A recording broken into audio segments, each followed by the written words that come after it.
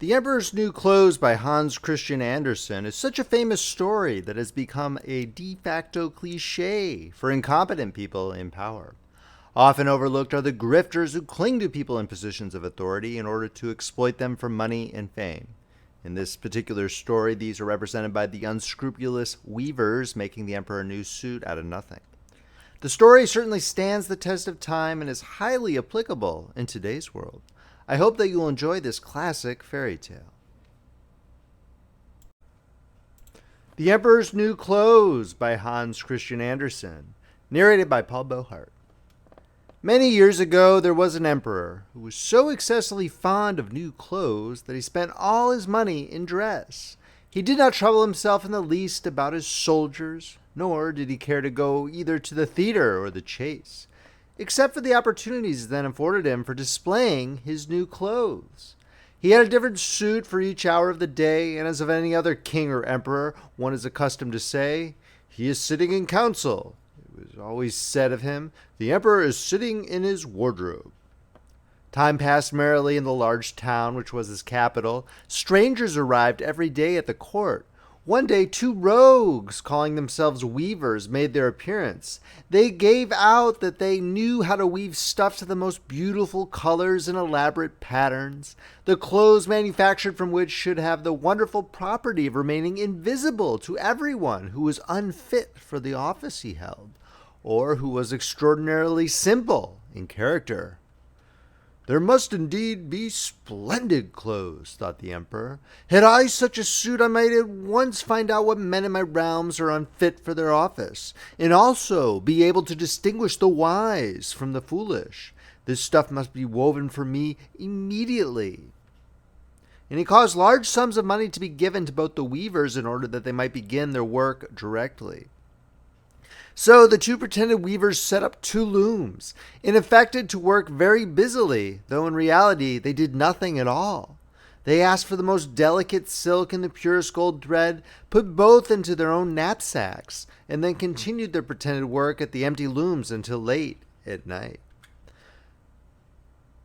"I should like to know how the weavers are getting on with my cloth," said the emperor to himself, after some little time had elapsed. He was, however, rather embarrassed when he remembered that a simpleton, or one unfit for his office, would be unable to see the manufacture. To be sure, he thought he had nothing to risk in his own person, but yet he would prefer sending somebody else to bring him intelligence about the weavers and their work before he troubled himself in the affair. All the people throughout the city had heard of the wonderful property the cloth was to possess, and all were anxious to learn how wise or how ignorant their neighbors might prove to be. "I will send my faithful old minister to the weavers," said the emperor at last, after some deliberation. "He will be best able to see how the cloth looks, for he is a man of sense, and no one can be more suitable for his office than he is." So the faithful old minister went into the hall, where the knaves were working with all their might at their empty looms. "What can be the meaning of this?" thought the old man, opening his eyes very wide. "I cannot discover the least bit of thread on the looms." However, he did not express his thoughts aloud. The impostors requested him very courteously to be so good as to come nearer their looms, and then asked him whether the design pleased him, and whether the colors were not very beautiful, at the same time pointing to the empty frames. The poor old minister looked and looked. He could not discover anything on the looms, for a very good reason, namely, there was nothing there. "What?" thought he again. "Is it possible that I am a simpleton? I have never thought so myself, and no one must know it now if I am so. Can it be that I am unfit for my office? No, that must not be said either. I will never confess that I cannot see the stuff."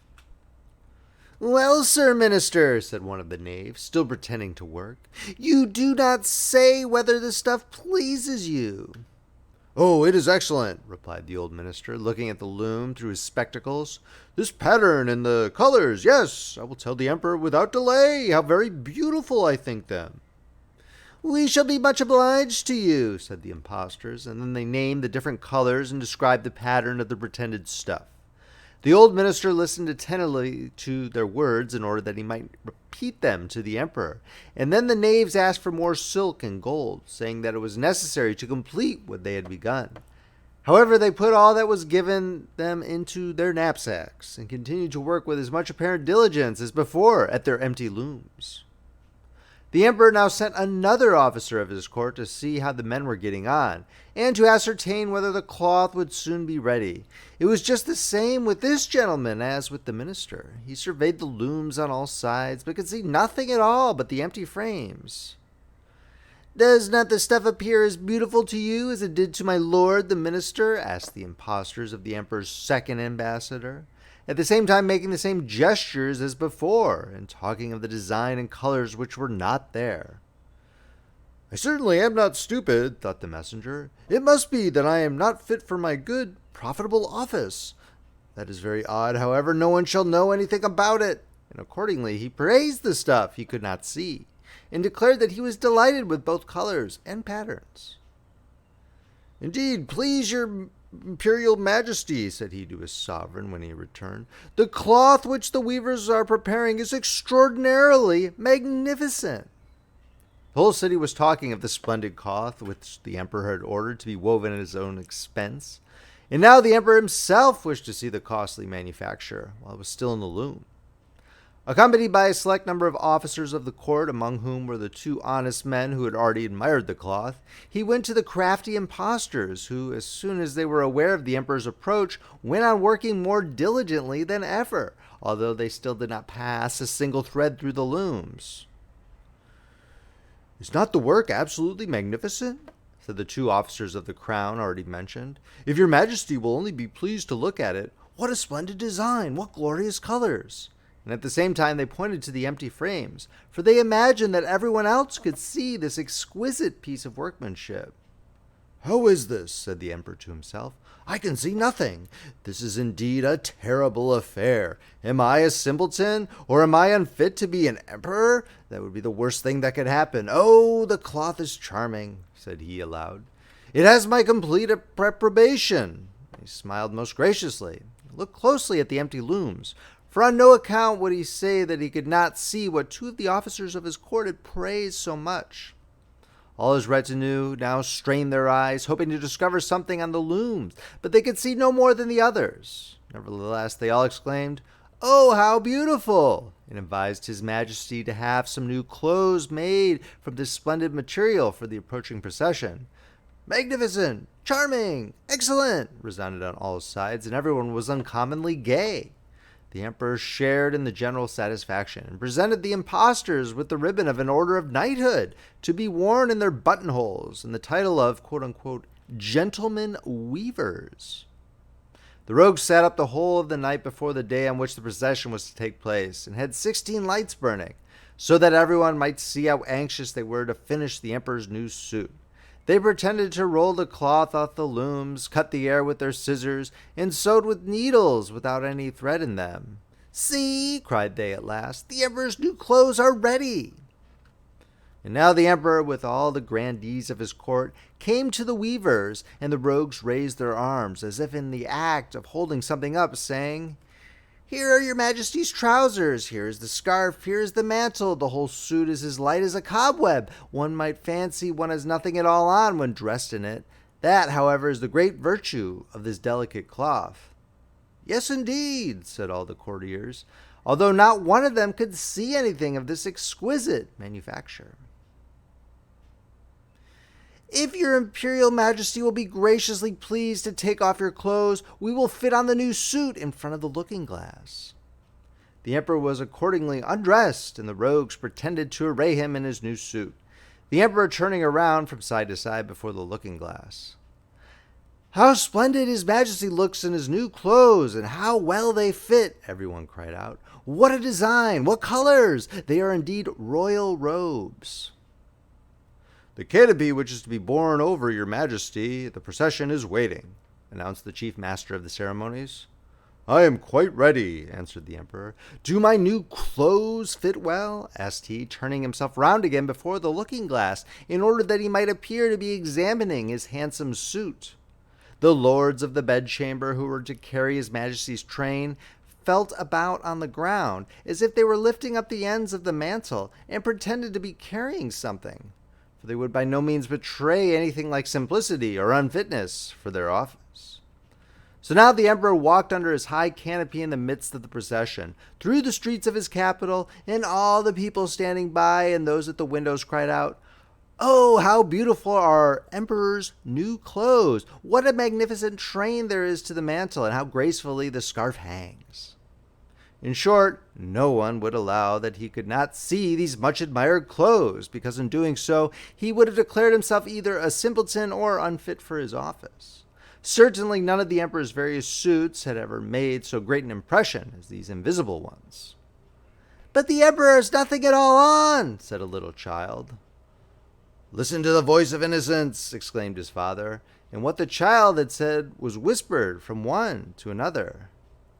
"But he has nothing at all on," at last cried out all the people. The emperor was vexed, for he knew that the people were right, but he thought the procession must go on now, and the lords of the bedchamber took greater pains than ever to appear holding up a train, although in reality there was no train to hold. The end.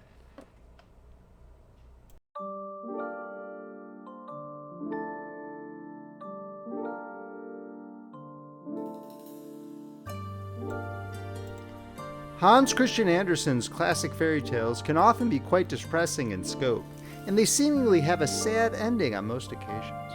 However, I think that you will find that Little Match Girl, a tale about a girl who dreams of being with her deceased grandmother, shows how people can find peace and contentment in even the most dire of circumstances.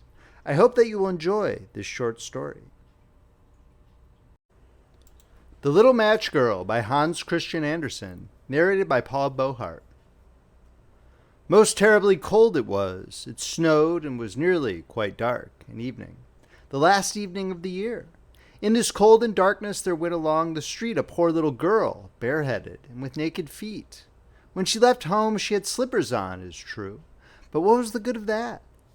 They were very large slippers, which her mother had hitherto worn. So large were they, and the poor little thing lost them as she scuffled away across the street, because of two carriages that rolled by dreadfully fast.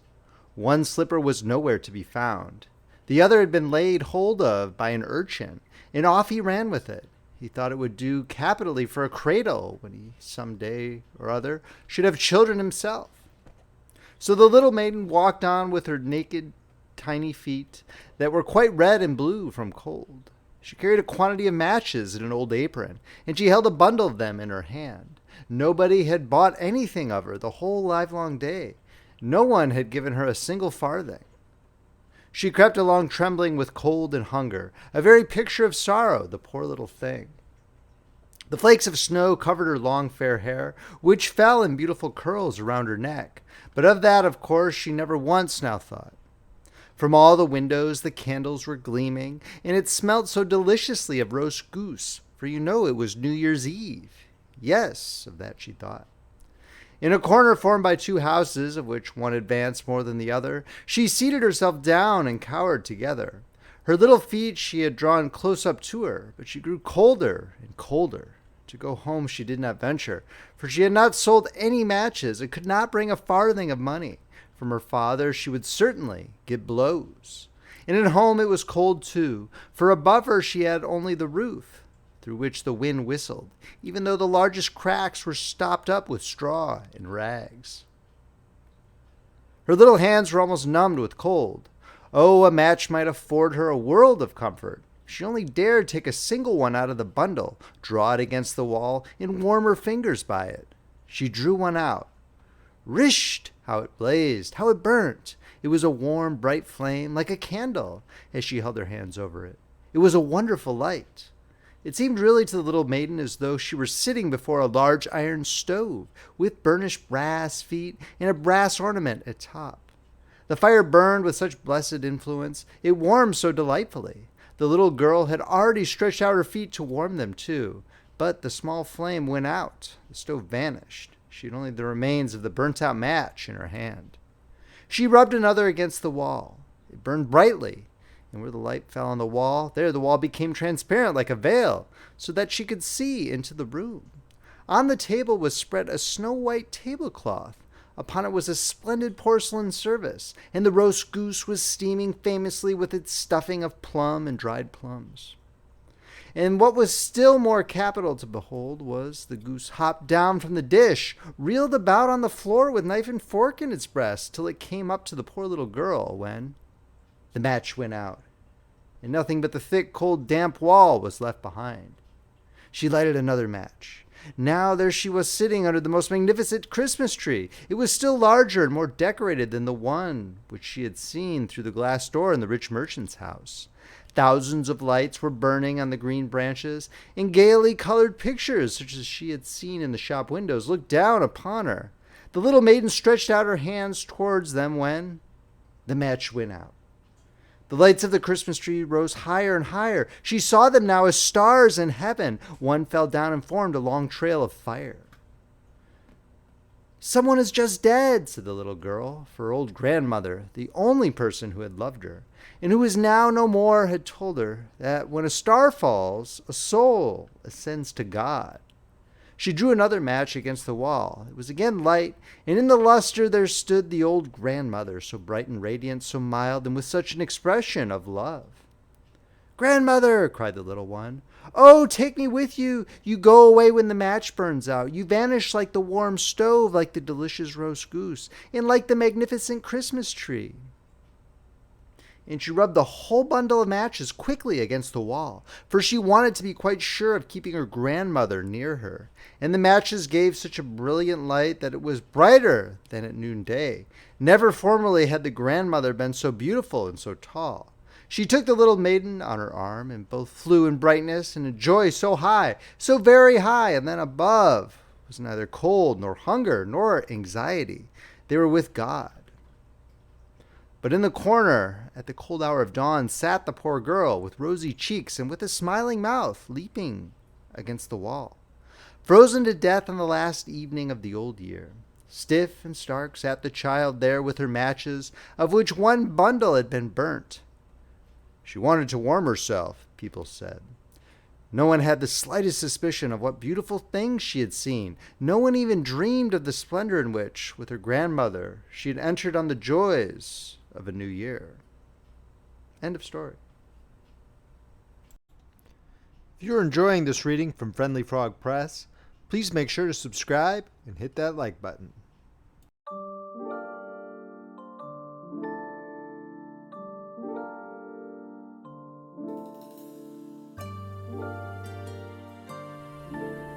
The Little Mermaid by Hans Christian Andersen, narrated by Paul Beauheart. About the short story. A beautiful princess lives in a magnificent kingdom deep, deep below the sea. While her 5 older sisters are content being mermaids, the Little Mermaid wonders endlessly about what life is like among the humans on land. On her 15th birthday, she saves a handsome prince from a terrible shipwreck. Unfortunately, the prince thinks that another girl, a human, rescued him instead.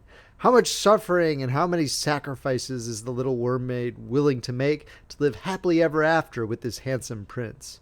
Find out in this classic fairy tale. The Little Mermaid by Hans Christian Andersen, narrated by Paul Beauheart.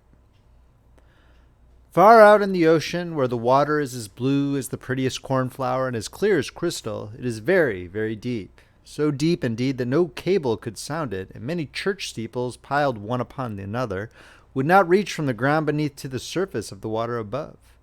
There dwell the Sea King and his subjects. We must not imagine that there is nothing at the bottom of the sea but bare yellow sand. No, indeed, for on this sand grow the strangest flowers and plants, the leaves and stems of which are so pliant that the slightest agitation of the water causes them to stir as if they had life. Fishes, both large and small, glide between the branches as birds fly among the trees here upon land. In the deepest spot of all stands the castle of the Sea King.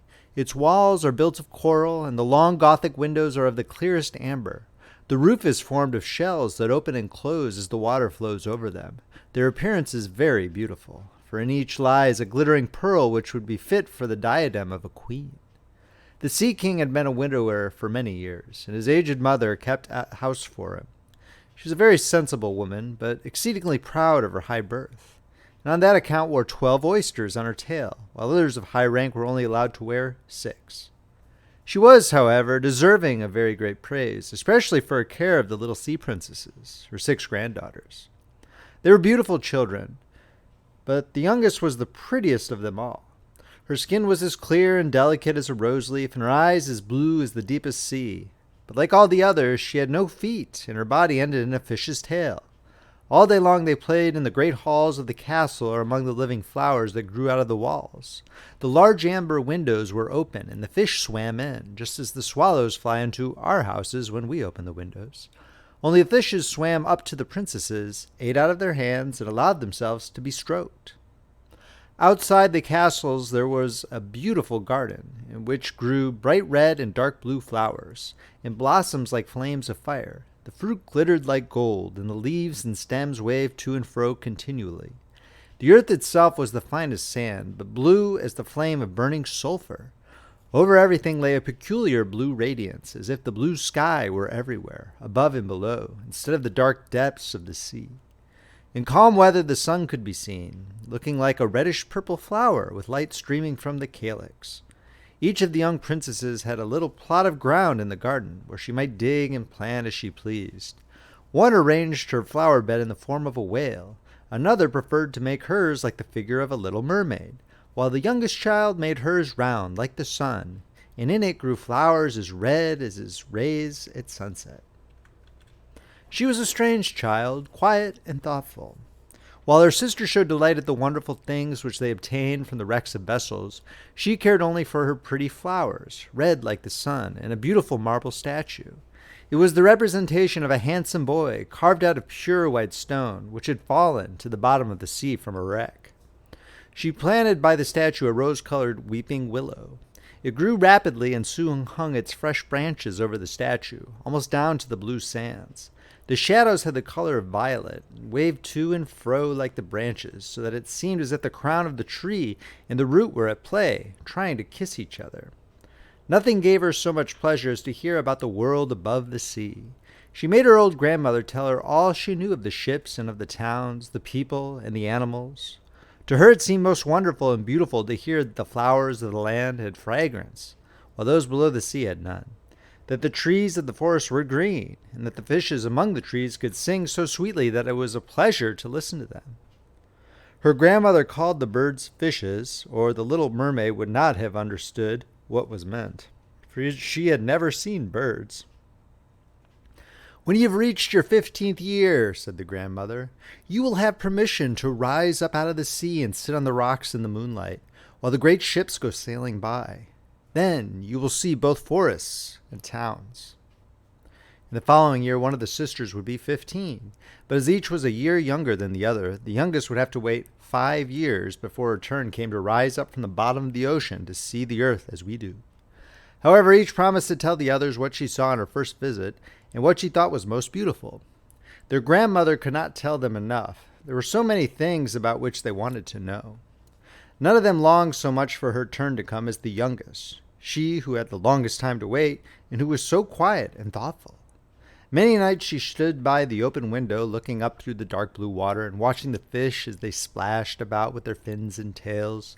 She could see the moon and stars shining faintly, but through the water they looked larger than they do to our eyes. When something like a black cloud passed between her and them, she knew that it was either a whale swimming over her head or a ship full of human beings who never imagined that a pretty little mermaid was standing beneath them, holding out her white hands towards the keel of their ship. At length the eldest was 15 and was allowed to rise to the surface of the ocean. When she returned, she had hundreds of things to talk about, but the finest thing, she said, was to lie on a sandbank in the quiet moonlit sea, near the shore gazing at the lights of the nearby town that twinkled like hundreds of stars, and listening to the sounds of music, the noise of carriages, the voices of human beings, and the merry pealing of the bells in the church steeples. Because she could not go near all these wonderful things, she longed for them all the more.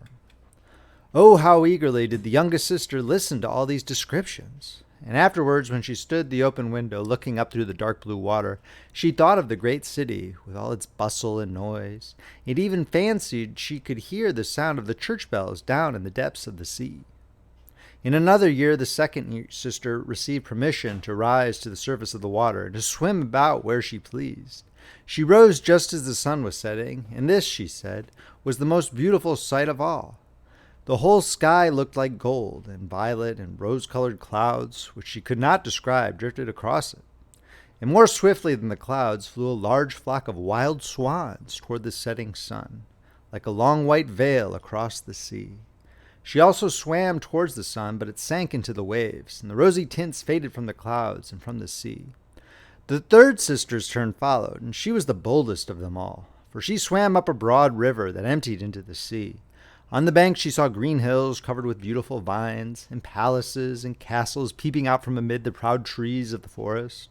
She heard birds singing and felt the rays of the sun so strongly that she was obliged often to dive under the water to cool her burning face. In a narrow creek she found a large group of little human children, almost naked, sporting about in the water. She wanted to play with them, but they fled in great fright. And then a little black animal, it was a dog, but she did not know it, for she had never seen one before, came to the water and barked at her so furiously that she became frightened and rushed back to the open sea. But she said she should never forget the beautiful forest, the green hills, and the pretty children who could swim in the water, although they had no tails. The fourth sister was more timid. She remained in the midst of the sea, but said it was quite as beautiful there as near the land. She could see many miles around her, and the sky above looked like a bell of glass. She had seen the ships, but at such a great distance they looked like seagulls. The dolphins sported in the waves, and the great whales spouted water from their nostrils till it seemed as if 100 fountains were playing in every direction. The fifth sister's birthday occurred in the winter, so when her turn came she saw what the others had not seen the first time they went up. The sea looked quite green, and large icebergs were floating about, each like a pearl, she said, but larger and loftier than the churches built by men. They were of the most singular shapes and glittered like diamonds. She had seated herself on one of the largest and let the wind play with her long hair. She noticed that all the ships sailed past very rapidly, steering as far away as they could, as if they were afraid of the iceberg. Towards evening, as the sun went down, dark clouds covered the sky, the thunder rolled, and the flashes of lightning glowed red, and the icebergs, as they were tossed about by the heaving sea. On all the ships the sails were reefed with fear and trembling, while she sat on the floating iceberg calmly watching the lightning as it darted its forked flashes into the sea. Each of the sisters, when first she had permission to rise to the surface, was delighted with the new and beautiful sights. Now that they were grown-up girls and could go when they pleased, they'd become quite indifferent about it. They soon wished themselves back again, and after a month had passed, they said it was much more beautiful down below and pleasanter to be at home. Yet often in the evening hours the five sisters would twine their arms about each other and rise to the surface together. Their voices were more charming than that of any human being, and before the approach of a storm, when they feared that a ship might be lost, they swam before the vessel, singing enchanting songs of the delights to be found in the depths of the sea, and begging the voyagers not to fear if they sank to the bottom. But the sailors could not understand the song and thought it was the singing of the storm. These things were never beautiful to them, for if the ship sank, the men were drowned, and their dead bodies alone reached the palace of the Sea King. When the sisters rose, arm in arm, through the water, their youngest sister would stand quite alone, looking after them, ready to cry, only since mermaids have no tears, she suffered more acutely. "Oh, were I but 15 years old," said she, "I know that I shall love the world up there, and all the people who live in it." At last she reached her 15th year. "Well, now you are grown up," said the old dowager, her grandmother. "Come and let me adorn you like your sisters." She placed in her hair a wreath of white lilies, of which every flower leaf was half a pearl. Then the old lady ordered 8 great oysters to attach themselves to the tail of the princess to show her high rank. "But they hurt me so," said the little mermaid. "Yes, I know. Pride must suffer pain," replied the old lady. Oh, how gladly she would have shaken off all this grandeur and laid aside the heavy wreath. The red flowers in her own garden would have suited her much better, but she could not change herself, so she said farewell and rose as lightly as a bubble to the surface of the water. The sun had just set when she raised her head above the waves. The clouds were tinted with crimson and gold, and through the glimmering twilight beamed the evening star in all its beauty. The sea was calm and the air mild and fresh. A large ship with 3 masts lay becalmed on the water. Only one sail was set. for not a breeze stirred, and the sailors sat idle on deck or amidst the rigging. There was music and song on board, and as darkness came on, 100 colored lanterns were lighted, as if the flags of all nations waved in the air. The little mermaid swam close to the cabin windows, and now and then, as the waves lifted her up, she could look in through glass window panes and see a number of gaily dressed people.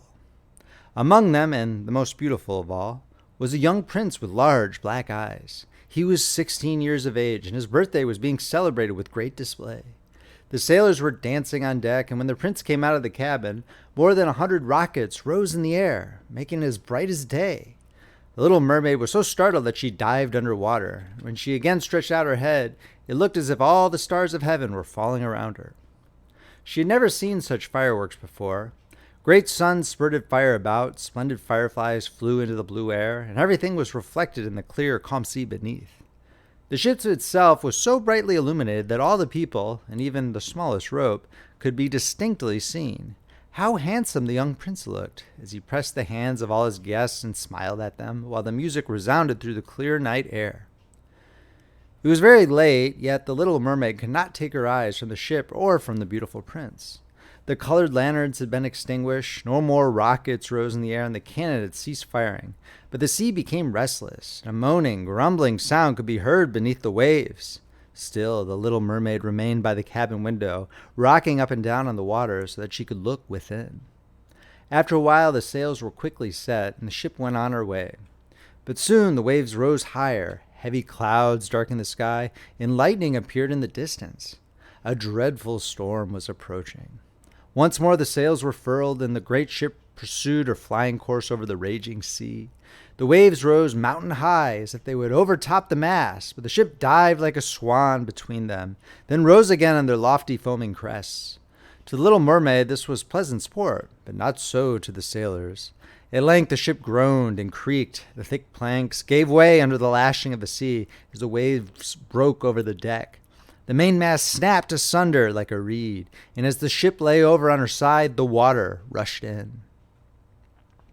The little mermaid now perceived that the crew were in danger. Even she was obliged to be careful to avoid the beams and planks of the wreck, which lay scattered on the water. At one moment it was pitch dark so that she could not see a single object. But when a flash of lightning came, it revealed the whole scene. She could see everyone who had been on board except the prince. When the ship parted, she had seen him sink into the deep waves, and she was glad, for she thought he would now be with her.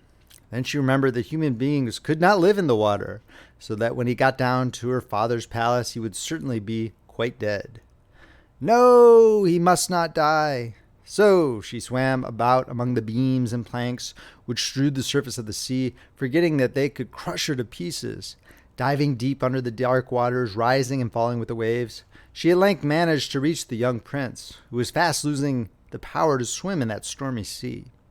His limbs were failing him, his beautiful eyes were closed, and he would have died had not the little mermaid come to his assistance. She held his head above the water and let the waves carry them where they would. In the morning the storm had ceased, but of the ship not a single fragment could be seen. The sun came up red and shining out of the water, and its beams brought back the hue of health to the prince's cheeks. But his eyes remained closed. The mermaid kissed his high, smooth forehead and stroked back his wet hair. He seemed to her like the marble statue in her little garden. So she kissed him again and wished that he might live. Presently they came in sight of land, and she saw lofty blue mountains on which the white snow rested, as if a flock of swans were lying upon them. Beautiful green forests were near the shore, and close by stood a large building. Whether a church or a convent, she could not tell. Orange and citron trees grew in the garden, and before the door stood lofty palms. The sea here formed a little bay, in which the water lay quiet and still, but very deep. She swam with the handsome prince to the beach, which was covered with fine white sand, and there she laid him in the warm sunshine, taking care to raise his head higher than his body. Then bells sounded in the large white building, and some young girls came into the garden. The little mermaid swam out farther from the shore and hid herself among some high rocks that rose out of the water, covering her head and neck with the foam of the sea. She watched there to see what would become of the poor prince. It was not long before she saw a young girl approach the spot where the prince lay. She seemed frightened at first, but only for a moment. Then she brought a number of people, and the mermaid saw that the prince came to life again and smiled upon those who stood about him. But to her he sent no smile. He knew not that she had saved him. This made her feel very sorrowful. And when he was led away into the great building, she dived down into the water and returned to her father's castle. She had always been silent and thoughtful, and now she was more so than ever. Her sisters asked her what she had seen during her first visit to the surface of the water, but she could tell them nothing. Many an evening and morning did she rise to the place where she had left the prince. She saw the fruits in the garden ripen and watched them gathered. She watched the snow on the mountaintops melt away, but never did she see the prince, and therefore she always returned home more sorrowful than before. It was her only comfort to sit in her own little garden and fling her arm around the beautiful marble statue, which was like the prince. She gave up tending her flowers, and they grew in wild confusion over the paths, twining their long leaves and stems around the branches of the trees so that the whole place became dark and gloomy. At length she could bear it no longer, and told one of her sisters all about it. Then the others heard the secret, and very soon it became known to several mermaids, one of whom had an intimate friend who happened to know about the prince. She had also seen the festival on board ship, and she told them where the prince came from, where his palace stood. "Come, little sister," said the other princesses. Then they entwined their arms and rose together to the surface of the water near the spot where they knew the prince's palace stood. It was built of bright yellow shining stone and had long flights of marble steps, one of which reached quite down to the sea. Splendid gilded cupolas rose over the roof, and between the pillars that surrounded the whole building stood lifelike statues of marble. Through the clear crystal of the lofty windows could be seen noble rooms, with costly silk curtains and hangings of tapestry and walls covered with beautiful paintings. In the center of the largest salon, a fountain threw its sparkling jets high up into the glass cupola of the ceiling, through which the sun shone in upon the water and upon the beautiful plants that grew in the basin of the fountain. Now that the little mermaid knew where the prince lived, she spent many an evening and many a night on the water near the palace. She would swim much nearer the shore than any of the others had ventured, and once she went up the narrow channel under the marble balcony, which threw a broad shadow on the water. Here she sat and watched the young prince, who thought himself alone in the bright moonlight. She often saw him evenings, sailing in a beautiful boat on which music sounded and flags waved. She peeped out from among the green rushes, and if the wind caught her long silvery white veil, those who saw it believed it to be a swan spreading out its wings. Many a night, too, when the fishermen set their nets by the light of their torches, she heard them relate many good things about the young prince, and this made her glad that she had saved his life when he was tossed about half dead on the waves. She remembered how his head had rested on her bosom and how heartily she had kissed him, but he knew nothing of all this and could not even dream of her. She grew more and more to like human beings and wished more and more to be able to wander about with those whose world seemed to be so much larger than her own. They could fly over the sea in ships and mount the high hills which were far above the clouds, and the lands they possessed, their woods and their fields, stretched far away beyond the reach of her sight. There was so much that she wished to know, but her sisters were unable to answer all her questions. She then went to her old grandmother, who knew all about the upper world, which she rightly called the lands above the sea. "If human beings are not drowned," asked the little mermaid, "can they live forever? Do they never die, as we do here in the sea?" "Yes," replied the old lady. "They must also die, and the term of life is even shorter than ours. We sometimes live for 300 years, but when we cease to exist here, we become only foam on the surface of the water, have not even a grave among those we love. We have not immortal souls. We shall never live again, like the green seaweed when once it has been cut off. We can never flourish more. Human beings, on the contrary, have souls which live forever. Even after the body has been turned to dust, they rise up through the clear, pure air beyond the glittering stars. As we rise out of the water and behold all the land of the earth, so do they rise to unknown and glorious regions which we shall never see." "Why have not we immortal souls?" asked the little mermaid mournfully. "I would gladly give all the hundreds of years that I have to live to be a human being only for one day, to have the hope of knowing the happiness of that glorious world above the stars." "You must not think that," said the old woman. "We believe that we are much happier and much better off than human beings." "So I shall die," said the little mermaid, "and as the foam of the sea I shall be driven about, never again to hear the music of the waves or to see the pretty flowers or the red sun. Is there anything I can do to win an immortal soul?" "No," said the old woman, "unless a man should love you so much that you are more to him than his father or his mother, and if all his thoughts and all his love were fixed upon you, and the priest placed his right hand in yours, and he promised to be true to you here and hereafter, then his soul would glide into your body, and you would obtain a share in the future happiness of mankind. He would give to you a soul and retain his own as well. But this can never happen. Your fish's tail, which among us is considered so beautiful, on earth is thought to be quite ugly. They do not know any better. They think it is necessary, in order to be handsome, to have 2 stout props, which they call legs." Then the little mermaid sighed and looked sorrowfully at her fish's tail. "Let us be happy," said the old lady, "and dart and spring about during the 300 years that we have to live, which is really quite long enough. After that we can rest ourselves all the better. This evening we are going to have a court ball." It was one of those splendid sights which we can never see on earth. The walls and the ceiling of the large ballroom were of thick but transparent crystal. Many hundreds of colossal shells, some of a deep red, others of a grass green, with blue fire in them, stood in rows on each side. These lighted up the whole salon and shone through the walls so that the sea was also illuminated. Innumerable fishes, great and small, swam past the crystal walls. On some of them the scales glowed with a purple brilliance, and on others shone like silver and gold. Through the halls flowed a broad stream, and in it danced the mermen and the mermaids to the music of their own sweet singing. No one on earth has such lovely voices as they, but the little mermaid sang more sweetly than all. The whole court applauded her with hands and tails, and for a moment her heart felt quite gay, for she knew she had the sweetest voice either on earth or in the sea. But soon she thought again of the world above her. She could not forget the charming prince, nor her sorrow that she had not an immortal soul like his. She crept away silently out of her father's palace, and while everything within was gladness and song, she sat in her own little garden, sorrowful and alone. Then she heard the bugle sounding through the water and thought, "He is certainly sailing above, he in whom my wishes center and in whose hands I should like to place the happiness of my life.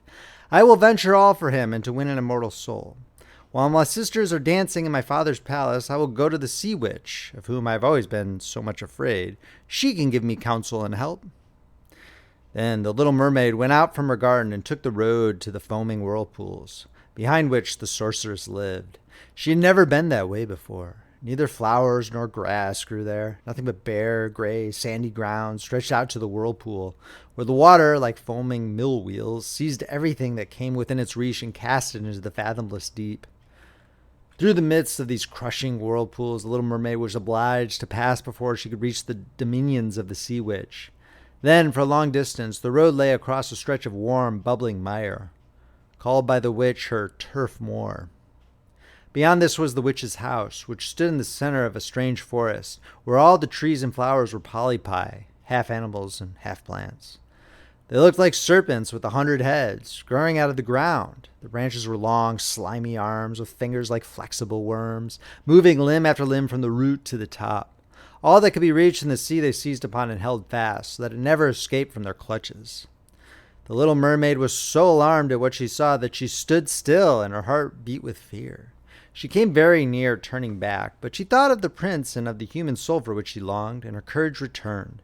She fastened her long flowing hair around her head so that the polypi should not lay hold of it.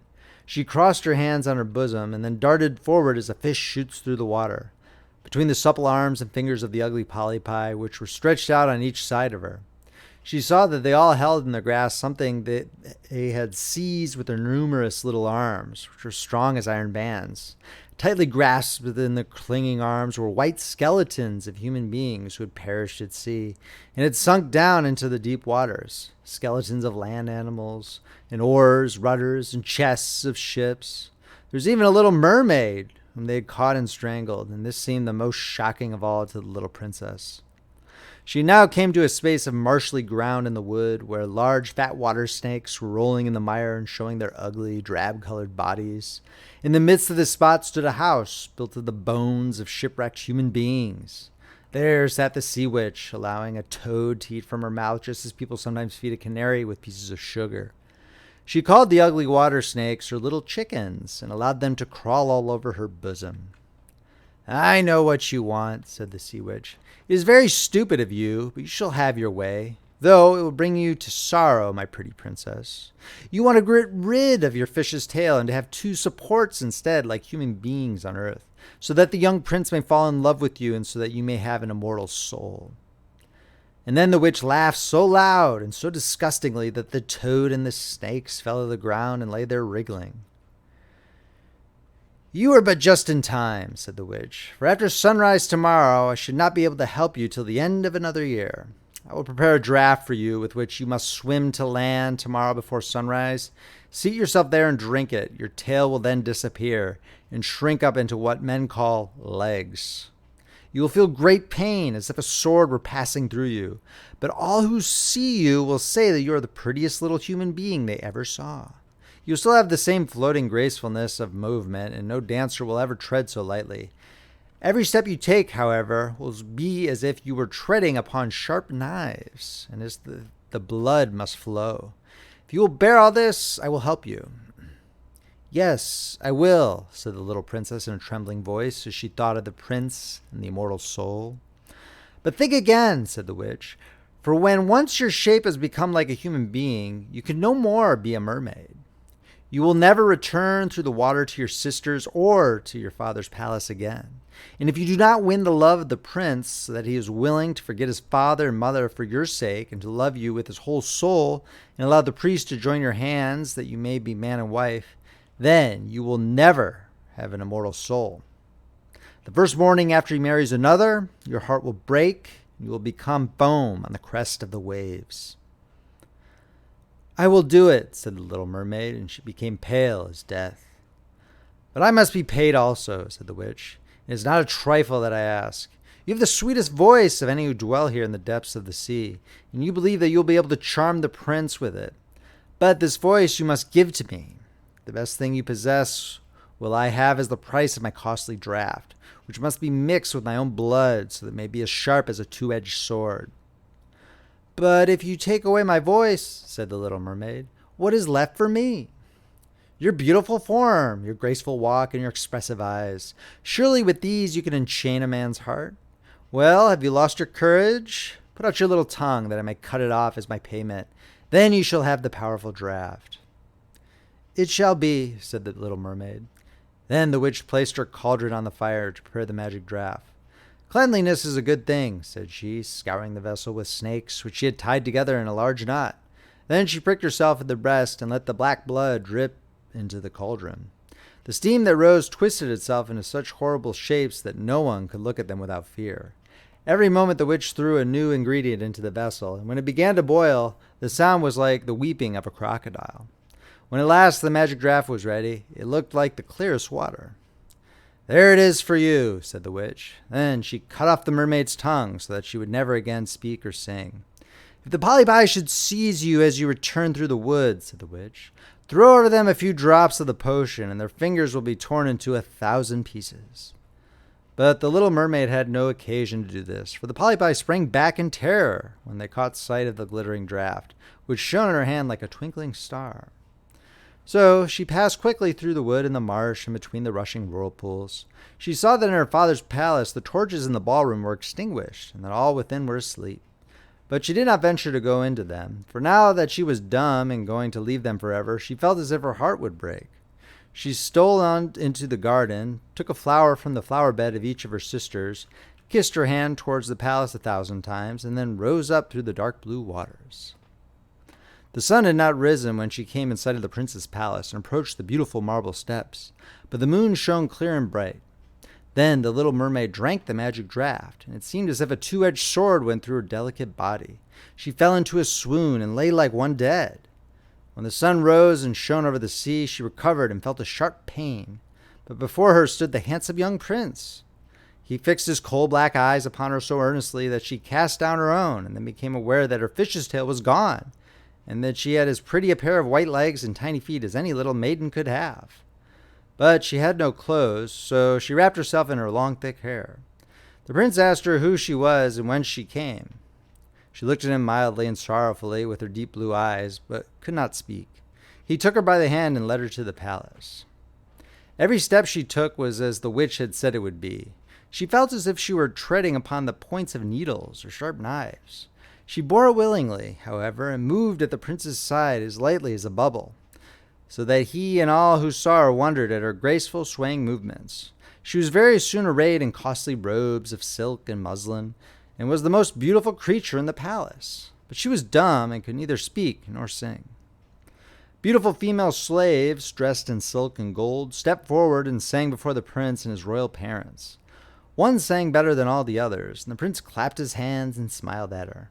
This was a great sorrow to the little mermaid, for she knew how much more sweetly she herself once could sing, and she thought, "Oh, if he could only know what I've given away my voice forever to be with him." The slaves next performed some pretty fairy-like dances to the sound of beautiful music. Then the little mermaid raised her lovely white arms, stood on the tips of her toes, glided over the floor, and danced as no one yet had been able to dance.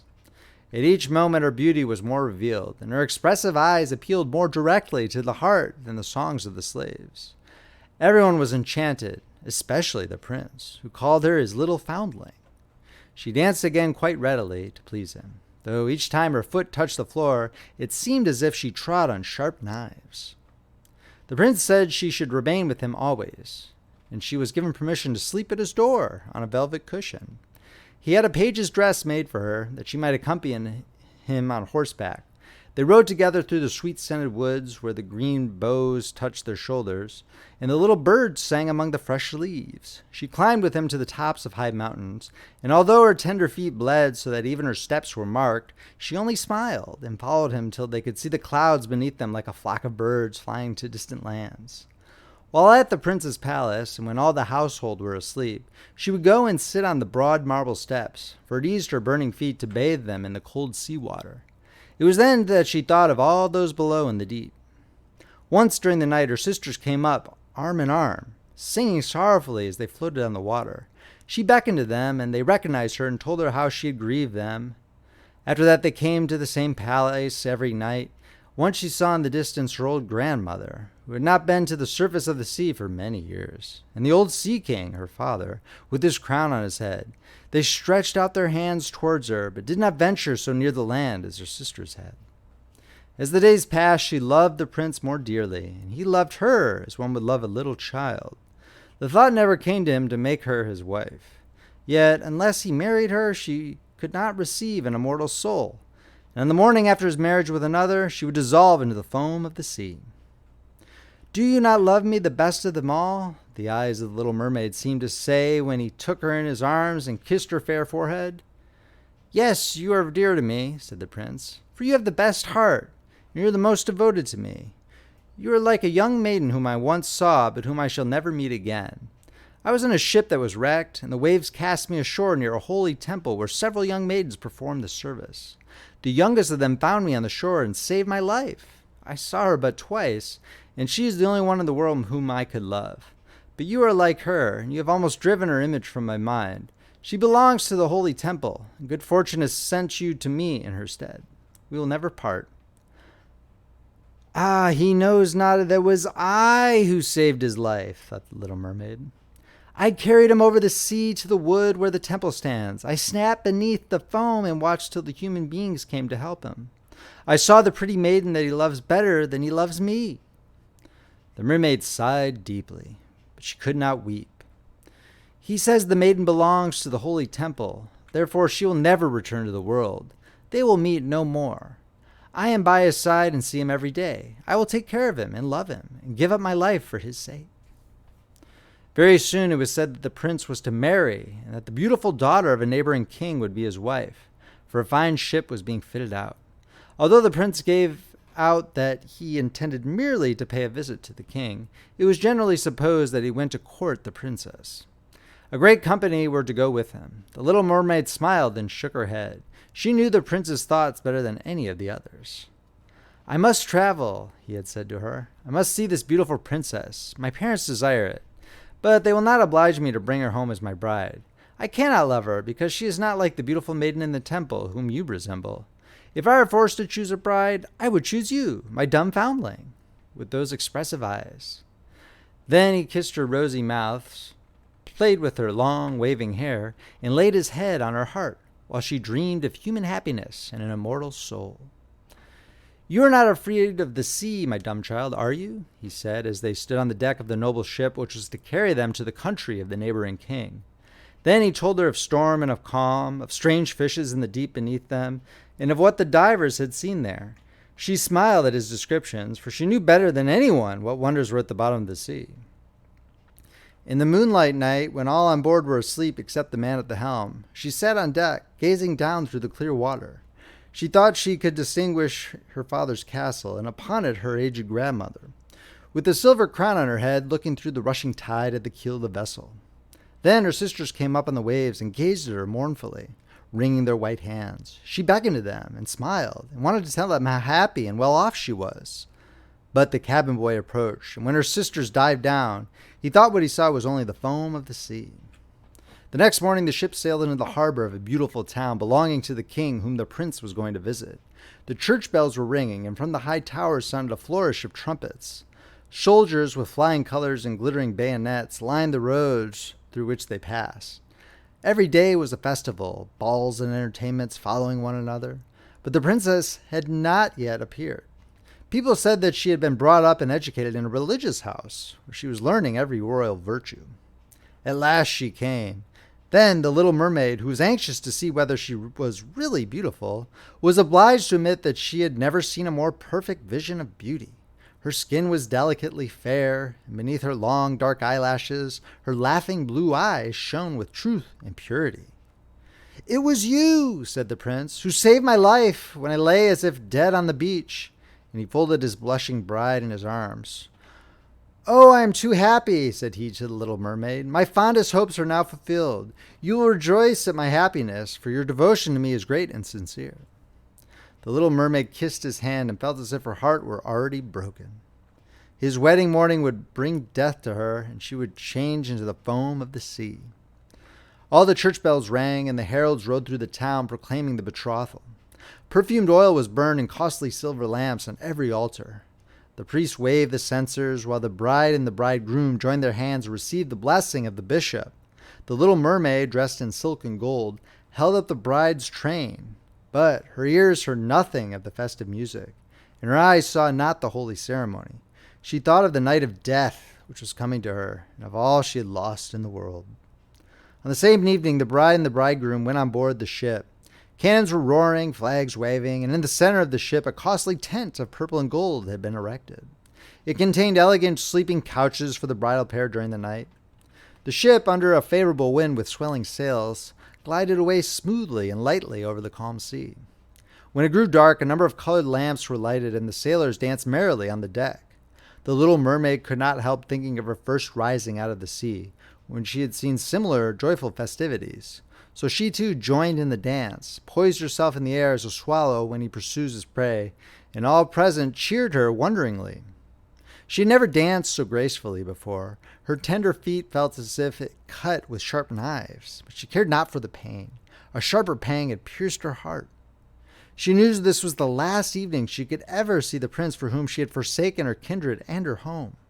She had given up her beautiful voice and suffered unheard of pain daily for him, while he knew nothing of it. This was the last evening that she could breathe the same air with him or gaze on the starry sky and the deep sea. An eternal night without a thought or a dream awaited her. She had no soul, and now could never win one. All was joy and gaiety on the ship until long after midnight. She smiled and danced with the rest, while the thought of death was in her heart. The prince kissed his beautiful bride, and she played with his raven hair till they went arm in arm to rest in the sumptuous tent. Then all became still on board the ship, and only the pilot, who stood at the helm, was awake. The little mermaid leaned her white arms on the edge of the vessel and looked towards the east for the first blush of morning, for that first ray of the dawn which was to be her death. She saw her sisters rising out of the flood. They were as pale as she, but their beautiful hair no longer waved in the wind. It had been cut off. "We have given our hair to the witch," said they, "to obtain help for you, that you may not die tonight. She's given us a knife. See, it is very sharp. Before the sun rises, you must plunge it into the heart of the prince.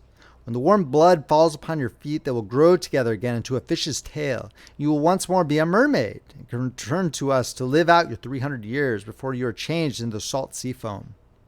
Haste then. Either he or you must die before sunrise. Our old grandmother mourns so for you that her white hair is falling, as ours fell under the witch's scissors. Kill the prince and come back. Hasten! Do you not see the first red streaks in the sky? In a few minutes the sun will rise, and you must die. Then they sighed deeply and mournfully and sank beneath the waves. The little mermaid drew back the crimson curtain of the tent and beheld the fair bride, whose head was resting on the prince's breast. She bent down and kissed his noble brow, then looked at the sky, on which the rosy dawn grew brighter and brighter. She glanced at the sharp knife and again fixed her eyes on the prince, who whispered the name of his bride in his dreams. She was in his thoughts, and the knife trembled in the hand of the little mermaid, but she flung it far from her into the waves. The water turned red where it fell, and the drops that spurted up looked like blood. She cast one more lingering, half-fainting glance at the prince, then threw herself from the ship into the sea and felt her body dissolving into foam. The sun rose above the waves, and his warm rays fell on the cold foam of the little mermaid, who did not feel as if she were dying. She saw the bright sun and hundreds of transparent, beautiful creatures floating around her.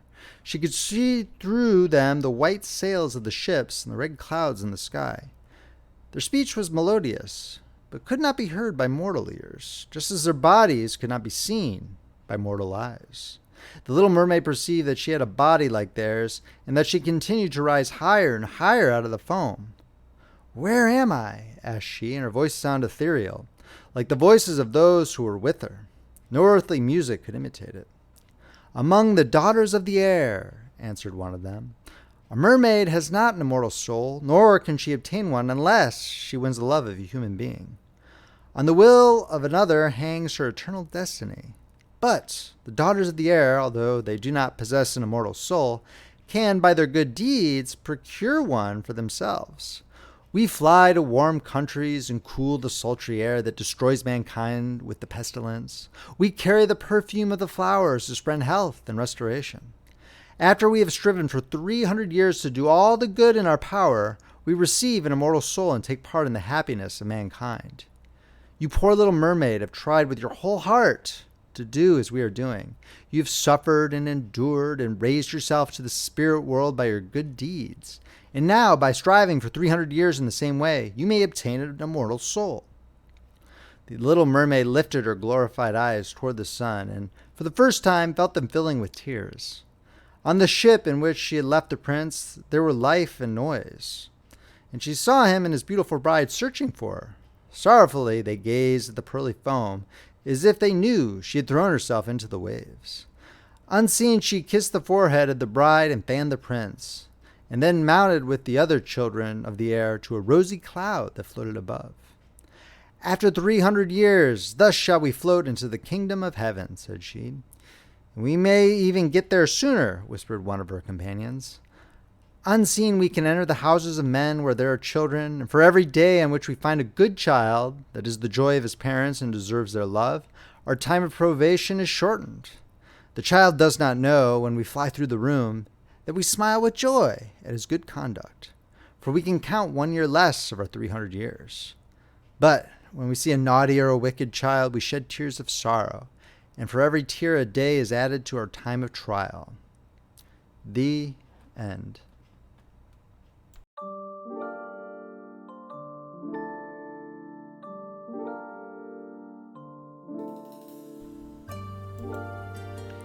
The Fir Tree by Hans Christian Andersen is a classic Christmas tale that focuses on the importance of enjoying what life brings your way.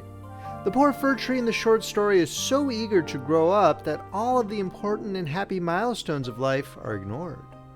Many people say this is a deeply pessimistic fairy tale, but I humbly believe it is a positive one because it focuses on the beauty of life. During the holiday season, it is important to be grateful for what you have and to try and enjoy the moment. Every day counts. From Ecclesiastes, "Rejoice, O young man, in thy youth, and let thy heart cheer thee in the days of thy youth, and walk in the ways of thine heart, and in the sight of." I hope that you will enjoy this Christmas fairy tale. The Fir Tree by Hans Christian Andersen. Narrated by Paul Beauheart. Out in the woods stood a nice little fir tree. The place he had was a very good one. The sun shone on him. As to fresh air, there was enough of that. And round him grew many large-sized comrades, pines as well as firs. But the little fir wanted so very much to be a grown-up tree.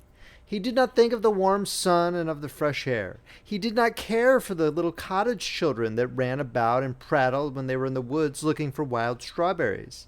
The children often came with a whole pitcher full of berries, or a long row of them threaded on a straw, and sat down near the young tree and said, "Oh, how pretty he is! What a nice little fir!" This was what the tree could not bear to hear.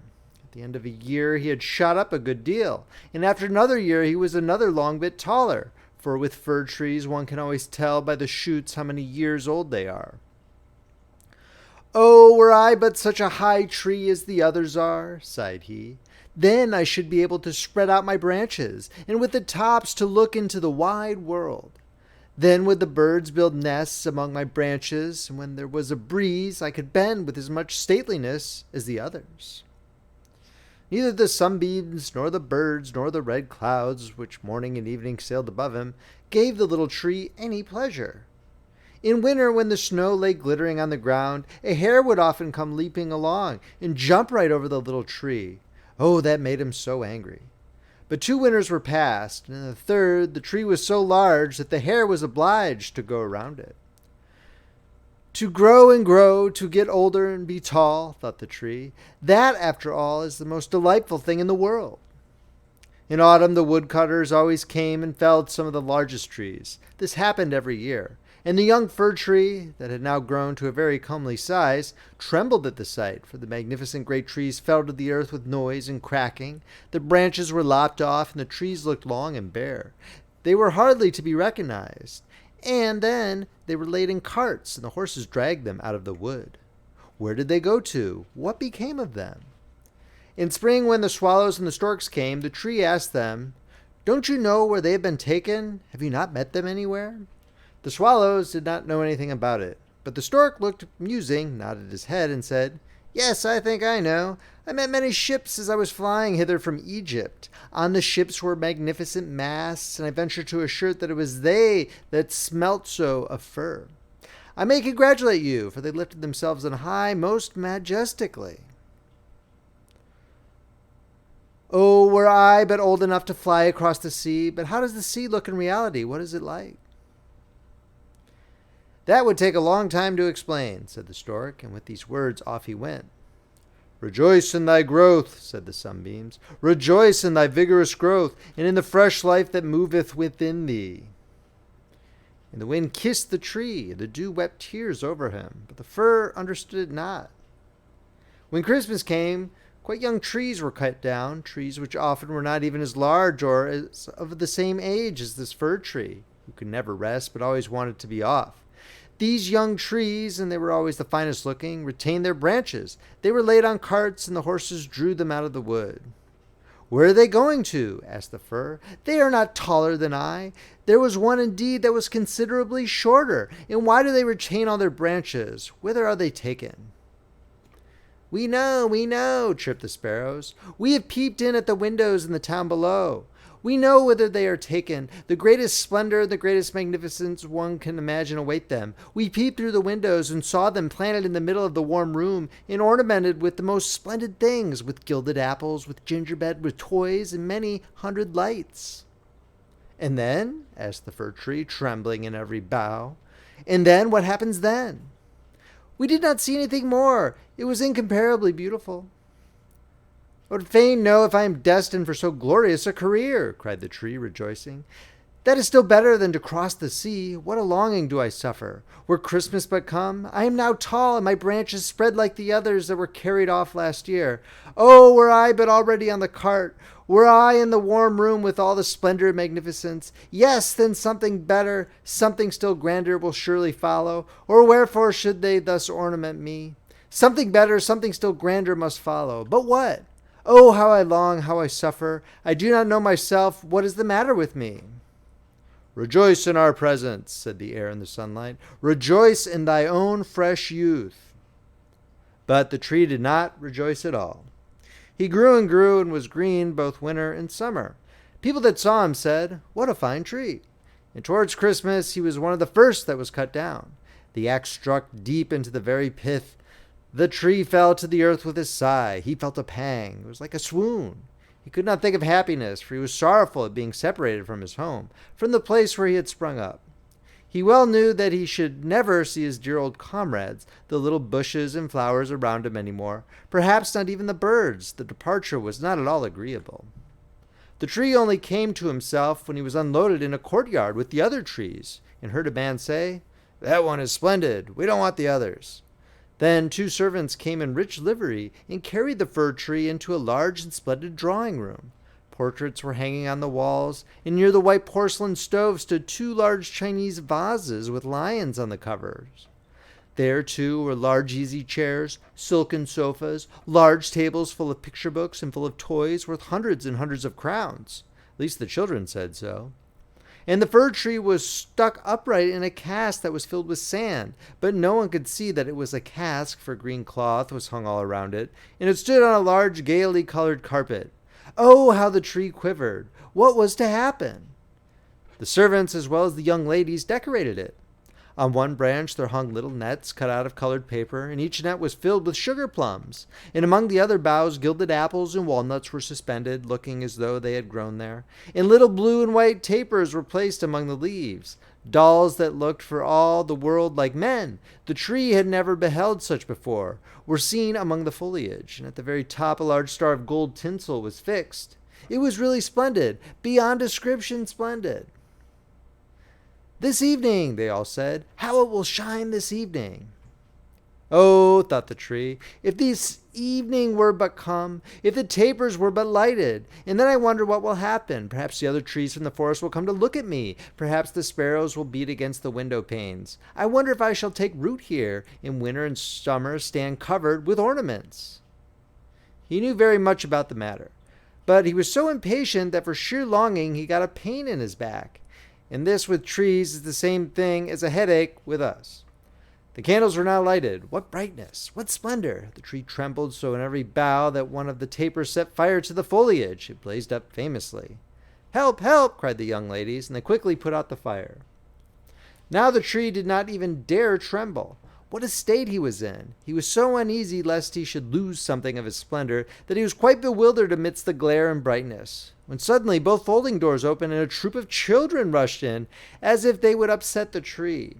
The older person followed quietly. The little ones stood quite still, but it was only for a moment.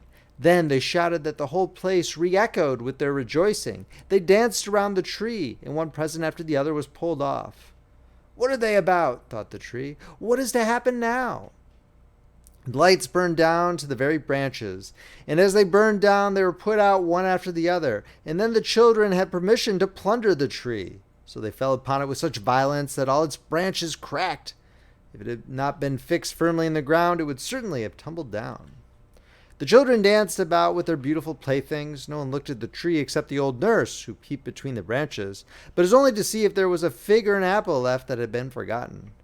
"A story, a story!" cried the children, drawing a little fat man towards the tree. He seated himself under it and said, "Now we are in the shade, and the tree can listen too.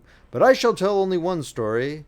Now which will you have? That about Ivedy-Avedy, or about Humpy Dumpy, who tumbled downstairs, and yet after all came to the throne and married the princess?" "Ivedy-Avedy!" cried some. "Humpy Dumpy!" cried the others. There was such a bawling and screaming, the fir tree alone was silent. He thought to himself, "Am I not to bawl with the rest? Am I to do nothing whatever?" For he was one of the company, and had done what he had to do.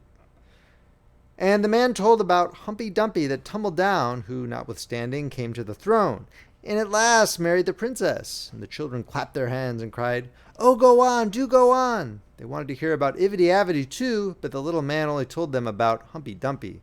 The fir tree stood quite still and absorbed in thought. The birds in the wood had never related the like of this. Humpy Dumpy fell downstairs, and yet he married the princess? Yes, yes, that's the way of the world, thought the fir tree, and believed it all, because the man who told the story was so good-looking. Well, well, who knows, perhaps I may fall downstairs too, and get a princess as wife. And he looked forward with joy to the morrow, when he hoped to be decked out again with lights, playthings, fruits, and tinsel. I won't tremble tomorrow, thought the fir tree. I will enjoy to the full all my splendor. Tomorrow I shall hear again the story of Humpy Dumpy, and perhaps that of Ivedy Avedy too. And the whole night the tree stood still and in deep thought. In the morning the servant and the housemaid came in. Now then the splendor will begin again, thought the fir. But they dragged him out of the room and up the stairs into the loft. And here, in a dark corner where no daylight could enter, they left him. What's the meaning of this? Thought the tree. What am I to do here? What shall I hear now, I wonder? And he leaned against the wall, lost in reverie. Time enough had he, too, for his reflections, for days and nights passed on, and nobody came up. And when at last somebody did come, it was only to put some great trunks in a corner out of the way. There stood the tree, quite hidden. It seemed as if he had been entirely forgotten. "'Tis now winter out of doors," thought the tree. "The earth is hard and covered with snow. Men cannot plant me now, and therefore I have been put up here under shelter till the springtime comes. How thoughtful that is! How kind man is, after all! If it only were not so dark here, and so terribly lonely. Not even a hare! And out in the woods it was so pleasant when the snow was on the ground, and the hare leaped by. Yes, even when he jumped over me. But I did not like it then. It is really terribly lonely here." "Squeak, squeak," said a little mouse at the same moment, peeping out of his hole. And then another little one came. They snuffed about the fir tree and rustled among the branches. "It is dreadfully cold," said the mouse. "But for that, it would be delightful here, old fir, wouldn't it?" "I am by no means old," said the fir tree. "There's many a one considerably older than I am." "Where do you come from?" asked the mice. "And what can you do?" They were so extremely curious. "Tell us about the most beautiful spot on the earth. Have you never been there? Were you never in the larder, where cheeses lie on the shelves and hams hang from above, where one dances about on tallow candles, that place where one enters lean and comes out again fat and portly?" "I know no such place," said the tree, "but I know the wood, where the sun shines and where the little birds sing." And then he told all about his youth, and the little mice had never heard the like before, and they listened and said, "Well, to be sure, how much you have seen, how happy you must have been." "Aye," said the fir tree, thinking over what he had himself related. "Yes, in reality, those were happy times." And he told about Christmas Eve, when he was decked out with cakes and candles. "Oh," said the little mice, "how fortunate you have been, old fir tree." "I am by no means old," said he. "I come from the wood this winter. I am in my prime, and am only rather short for my age." "What delightful stories you know," said the mice. And the next night they came with 4 other little mice, who were to hear what the tree recounted. And the more he related, the more he remembered himself, and it appeared as if those times had really been happy times.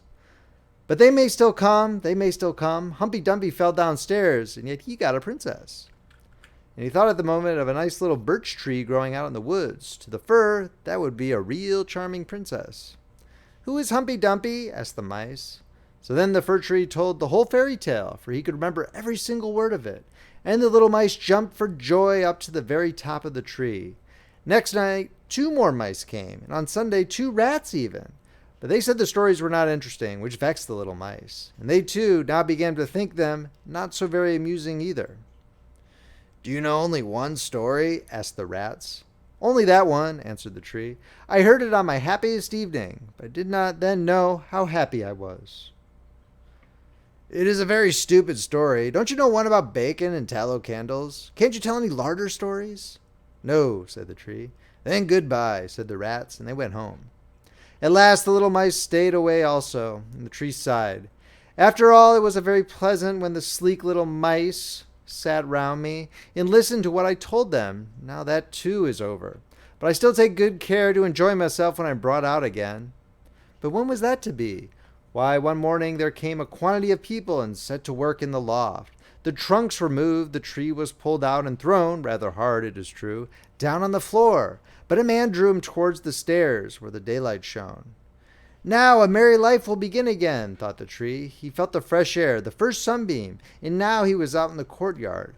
All passed so quickly. There was so much going on around him. The tree quite forgot to look to himself. The court adjoined a garden, and all was in flower. The roses hung so fresh and odorous over the balustrade. The lindens were in blossom. The swallows flew by and said, "Curvet, my husband is come." But it was not the fir tree that they met. Now then, I shall really enjoy life, said he exultingly, and spread out his branches. But alas, they were all withered and yellow. It was in a corner that he lay, among weeds and nettles. The golden star of tinsel was still on the top of the tree, and glittered in the sunshine. In the courtyard, some of the merry children were playing who had danced at Christmas round the fir tree, and were so glad at the sight of him. One of the youngest ran and tore off the golden star. Only look what is still on the ugly old Christmas tree, said he, trampling on the branches so that they all cracked beneath his feet. And the tree beheld all the beauty of the flowers and the freshness in the garden. He beheld himself and wished he had remained in his dark corner in the loft. He thought of his first youth in the wood, of the merry Christmas Eve, and of the little mice who had listened with so much pleasure to the story of Humpy Dumpy. "'Tis over, 'tis past," said the poor tree. "Had I but rejoiced when I had reason to do so, but now 'tis past, 'tis past." And the gardener's boy chopped the tree into small pieces. There was a whole heap lying there. The wood flamed up splendidly under the large brewing copper, and it sighed so deeply. Each sigh was like a shot. The boys played about it in the court, and the youngest wore the gold star on his breast, which the tree had had on the happiest evening of his life. However, that was over now. The tree gone, the story at an end. All was over. Every tale must end at last. The end. If you enjoyed this reading, please make sure to subscribe, hit that like button, and check out friendlyfrogpress.com, where you can see where our collection of eBooks, paperbacks, and audiobooks are available. Friendly Frog Press, where the classics come alive. This is Paul Beauheart, signing off.